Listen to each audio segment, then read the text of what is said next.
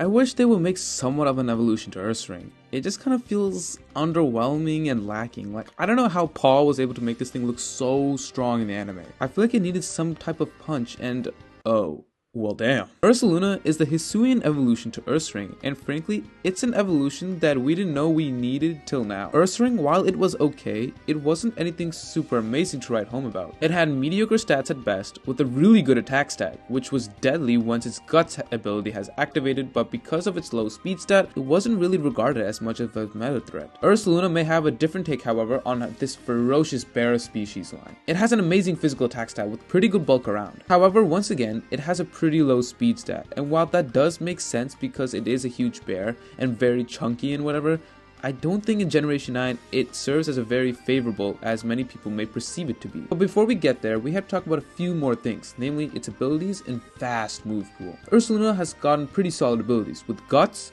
Bulletproof, and its hidden ability Unnerve. Bulletproof is a solid ability protecting against bullet moves such as Horus Sphere or Bullet Punch. Unnerve is probably going to be the least popular as it doesn't offer as much utility to Ursaluna as the other two. If I had to guess though, most players would opt towards the Guts approach as that allows for Ursaluna to gain even more attack power along with its already massive 145 attack stat. Additionally, it also has a stab and double power on a move called Facade, where if you don't know, it is a move that deals double damage if the user has a status condition. What you can do is tag a burn orb onto Ursaluna, perhaps protect turn 1 to ensure you get the burn, or perhaps set up the sword stance before the next turn where you then get burned and you can start going to work.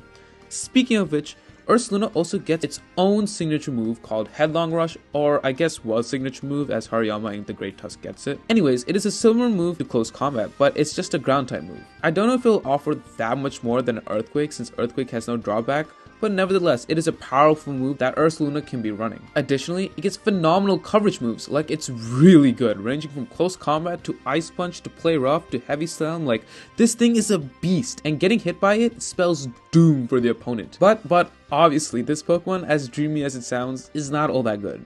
In this generation, we suffer from two main problems. One is the large threat of fighting types. Most fighting types will outspeed this slow bear and can knock it out with a variety of fighting type moves. Now, with the ability Bulletproof, sure, you can block off Focus Blast or even Aura Sphere, but Pokemon like the Great Tusk or Iron Hands that rely on its physical attack will still linger around. Fast water types such as Quaquaval is there to clean it up, or even ice types such as Baxcalibur or Chienpao that linger in OU. Additionally, there's also been a suspect test going on to discuss whether or not terrestrialization should be a thing in the singles metagame. If this is banned, this literally puts a nail in the coffin for Ursaluna since its typing will probably be the only thing holding it back, and thus it will not be able to put its imprint on the meta.